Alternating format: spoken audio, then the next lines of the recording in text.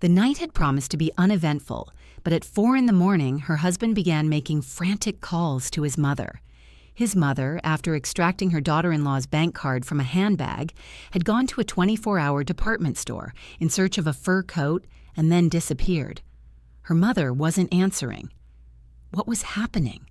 Her husband was pacing the apartment in a state of panic, unable to find any peace. Not getting any response, he grabbed his keys and rushed to her home. His wife merely smirked and made the sign of the cross after him. Greetings, dear listeners. I'm delighted to welcome you to my channel. I present to you a new, intriguing story. Enjoy listening. Zoya had grown accustomed to sleeping lightly. First, it was due to her shifts at the hospital, then because of little Dimka, who would wake up during the night until he was 3 years old. Now, her son was 5, but the habit remained. Any slight noise would jolt her from sleep as if by an invisible hand. Therefore, when Maxime started tossing and turning at 3:30 in the morning, she woke up immediately, lying still, listening intently. He reached for his phone on the nightstand. The screen illuminated his face, taut with a deep furrow between his brows. He dialed a number and pressed the receiver to his ear. Quote _0 _. His voice faltered into a whisper, but it was filled with an anxiety as if something terrible had occurred. Zoya closed her eyes, already knowing the cause. Of course, she knew. Maxime got up, pulled on jeans and a t-shirt, and dialed again. Silence. He walked around the bedroom, then stepped into the hallway. She could hear him pacing the living room, the jingle of keys. Quote 1. He muttered, his voice laced with panic. Zoya got out of bed, threw on her robe, and went out. Maxime stood in the middle of the hallway, bewildered. The phone was clutched in his hand so tightly his knuckles were white. Quote 2, he exhaled, seeing her. Quote 3. Zoya leaned against the doorframe, crossing her arms. Inside, she felt perfectly calm, a cold, serene calm. Quote _4 _. She suggested in an even tone. At 4 in the morning, Maxime was pacing frantically, grabbing a jacket, then discarding it, then grabbing it again. She's always reachable, always. What if something happened to her? Zoya wanted to say, nothing has happened to her. She's currently at Furs and Chic. She's trying on a coat worth $160,000, paying with my card, which she took from my purse. But she remained silent. She simply watched as her husband pulled on his jacket, searched for his car keys. I'm going to her place, he announced. I need to check. She nodded, stepped closer, and looked him in the eye. His brown eyes troubled and filled with genuine concern for his mother. Such a devoted son, so caring. She placed a hand on his shoulder. Go, she said softly. Check on your mother. He froze, peering into her face, perhaps searching for sympathy or empathy. But Zoya looked at him with coldness, a barely perceptible smirk playing at the corners of her lips.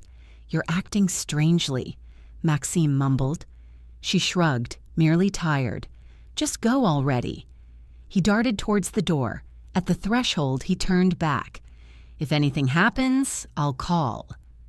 Zoya silently made the sign of the cross after him, wide and deliberate, as if bestowing a blessing for a long journey. Maxime frowned, not understanding the gesture, but he had no time to ponder. The door slammed shut. The sound of footsteps on the stairs faded. Zoya returned to the kitchen, put the kettle on, and sat by the window, watching the headlights below illuminate as his car sped away. She poured herself some tea, wrapped herself in her robe, and smiled. For the first time in many months, it was a genuine smile. Alla Fyodorovna entered their lives as soon as they crossed the threshold of the registry office. No, she had been present before, of course. She called 3 times a day, advising Maxime on which bride to choose, criticizing his selection. Nurse. Well, Maximka, you could have aimed higher. But after the wedding, it was as if she received official permission to intrude.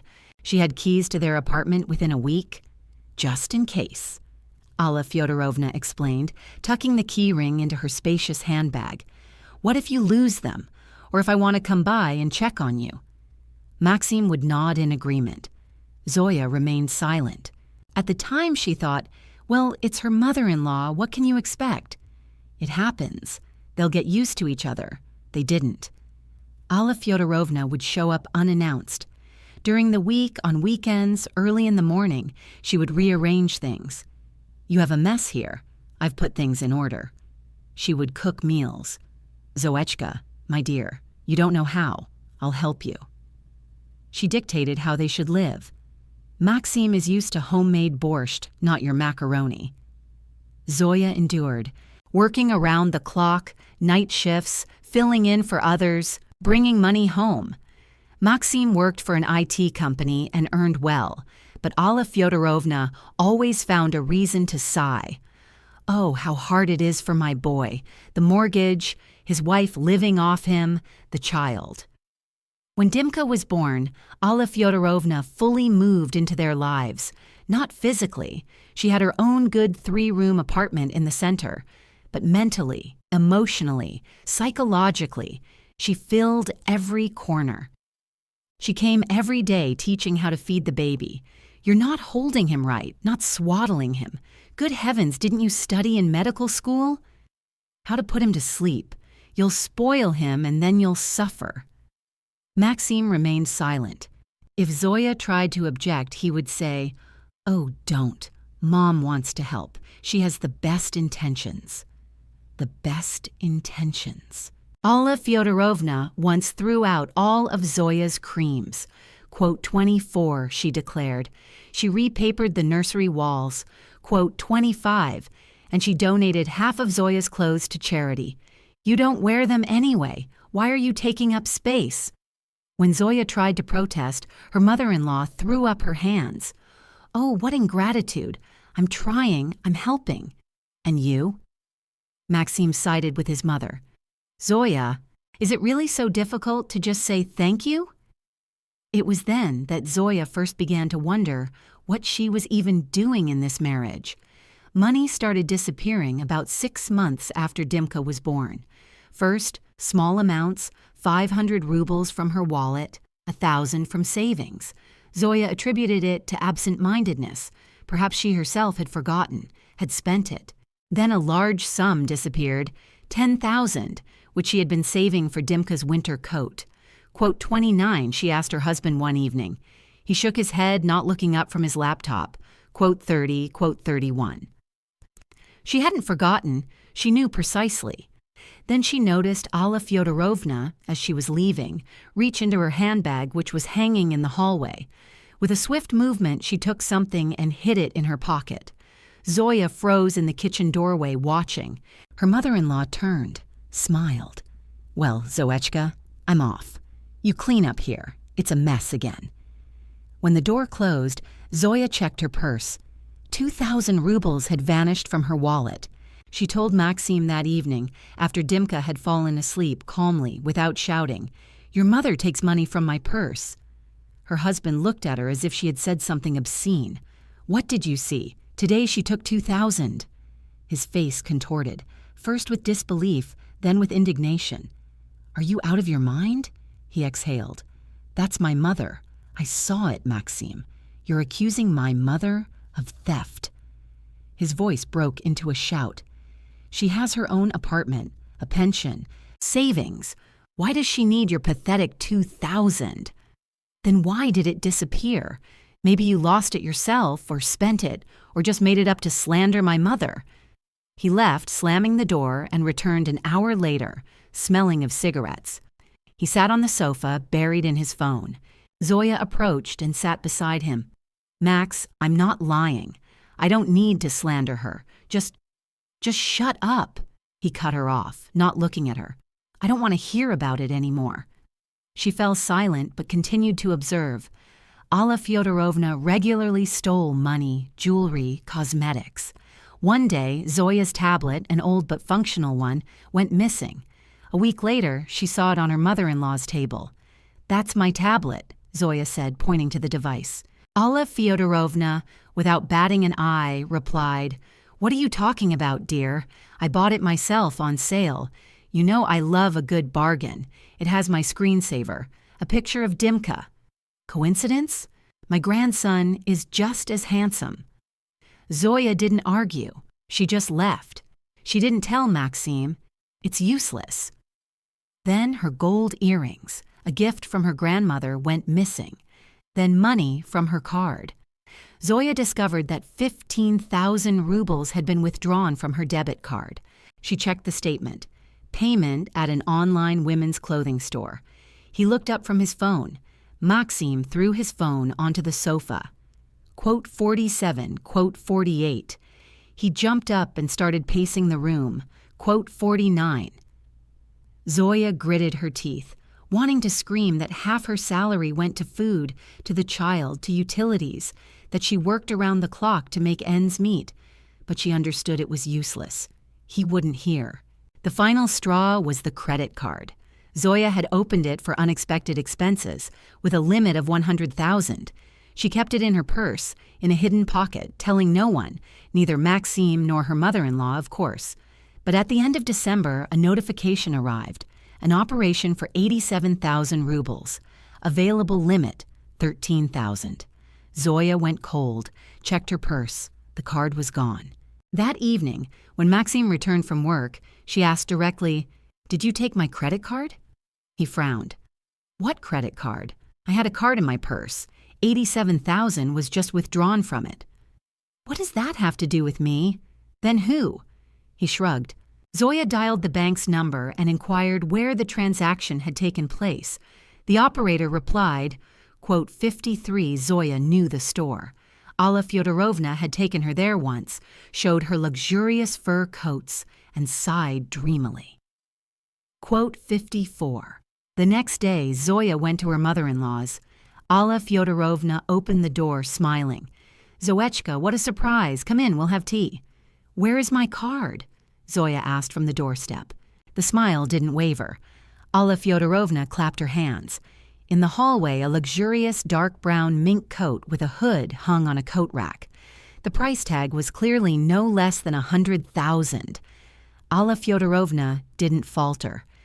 "Maxim gave it to me for New Year's. That's how caring my son is." Zoya turned and left without saying goodbye. At home, she called Maxim. "Did you give your mother a coat?" "What? No. Why? She has a new mink coat worth 100,000.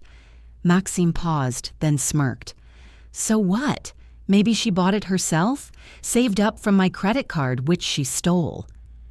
"Zoya, that's enough," he snapped. "I'm tired of your accusations. If you're so unhappy with us, leave." It was then that Zoya made her decision.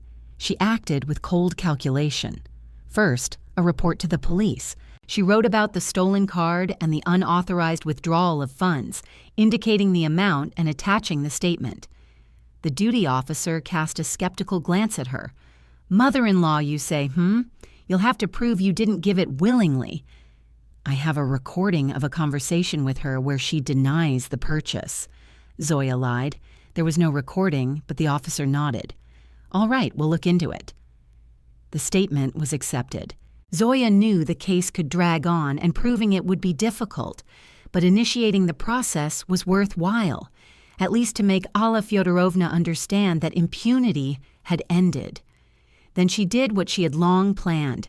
She opened a new account at another bank and transferred all her money there. She left the old card with 3,000 rubles, placed it in her purse in a prominent spot, and waited. Alla Fyodorovna arrived 2 days later, as usual, with a smile and a bag of piroshki. "Zoechka, I baked these. Help yourselves." Zoya thanked her and placed the piroshki on the table. Her mother-in-law went into the living room, played with Dimka, talked with Maxim, and then, as she was leaving, lingered in the hallway. Zoya watched from the kitchen. Alla Fyodorovna leaned towards the purse, rummaged through it, pulled out the wallet, took out the card, and slipped it into her pocket. Zoya said nothing, simply smiled. 3 days later, a message arrived. Attempted payment of 16,000 rubles. Transaction declined, insufficient funds. Then another. attempted payment of 80,000 rubles. Transaction declined. Zoya smirked. She imagined her mother-in-law standing at the checkout with a fur coat in her hands, the saleswoman swiping the card at the terminal, and the red light flashing. Declined. And then the calls to Maxim began. 1, 2, 5, 10. He didn't answer. He was asleep. It was 4 in the morning. Zoya was awake, lying there, listening to her husband jump up, rush around, call his mother, how he panicked, and she savored every second. When Maxim rushed out, Zoya got up, dressed, woke Dimka, and packed his things. The little boy rubbed his eyes sleepily. She called her mother, warned her. She was waiting, always ready to welcome them. Zoya called a taxi, loaded the bags. Before leaving, she sent Maxim a message, quote 74. She sent it, blocked the number, and got into the car. Dimka snuggled against her, falling asleep. Quote 75. Quote 76, she replied. Quote 77. Maxim returned home around 8 in the morning. He looked lost. His face was pale, his eyes red. He walked in, looked around. The empty apartment greeted him with silence. Quote 78, he called. Dimka was nowhere to be found. He checked the bedroom and the nursery. The clothes were there, but the most essential items were missing. His phone was unreachable. Maxim sat on the sofa, dropped his head into his hands, and tried to call again. Dial tone, then an answering machine. An hour later, Alla Fyodorovna arrived. She entered without knocking. She had the keys, after all. Her face was swollen, her eyes angry. Quote 79, the mother-in-law declared from the doorway. Quote 80. Maxim looked up. Quote 81, Maxim remained silent, processing. Quote 82. He asked slowly. Quote 83. Maxim repeated as if it had just dawned on him. Quote 84. Alla Fyodorovna waved her hand. Quote 85. Maxim stood up, walked to the window, and looked down at the empty courtyard for a long time. Quote 86, he said quietly. Quote 87. Alla Fyodorovna was indignant, started to say something, but Maxim turned, and there was something in his eyes that made her fall silent. She turned and left, slamming the door loudly. Zoya stayed at her mother's for a week. Maxim called from different numbers, sent messages, and she didn't respond. Then he drove to her mother's house and stood beneath the windows. Zoya came out. Zoya, forgive me, he began. I understand everything now. Mom, I didn't know. You did know, she cut him off. You just didn't want to believe. I spoke with her. She confessed. I took her keys to our apartment. She won't come here anymore. Zoya crossed her arms. And what do you want? For you to come back, please. I'll fix things. I'll listen to you. She looked at him, at the man with whom she had spent 5 years, had a child, shared a home, a bed, a life, and realized she felt nothing. No anger, no pity, emptiness. Maxim, I need time, she said, to think. He nodded and left. Zoya returned home. Her mother hugged her. What have you decided? Nothing yet, Zoya replied. But I feel good here. It's peaceful. 2 months later, Zoya filed for divorce. Maxim didn't resist. He signed all the papers, agreed to alimony. He saw Dimka on weekends. Alla Fyodorovna tried to call, to visit, but Zoya blocked all contact. One day, while picking up Dimka after another visit to his father, Zoya encountered her mother-in-law near the entrance. She was standing there, waiting, quote 99. Alla Fyodorovna called out. Quote 100, Zoya stopped. Her mother-in-law looked aged. Her face was gaunt, dark circles under her eyes. Quote 101, she began. Quote 102. Zoya raised a hand, stopping her. Quote 103. Her mother-in-law opened her mouth, but Zoya had already turned and walked away, holding Dimka's hand. In the spring, Zoya met Oleg, a doctor from a neighboring department. He invited her for coffee after their shift, and she agreed, surprising herself. They talked for 2 hours. He listened attentively, didn't interrupt, didn't offer unsolicited advice. When she told him about the divorce, he simply nodded. It happens. The important thing is that you made a decision. Oleg met Dimka a month later. He didn't try to impress him. He didn't coo or baby talk. He simply spoke to the boy as an equal. Dimka naturally gravitated towards him.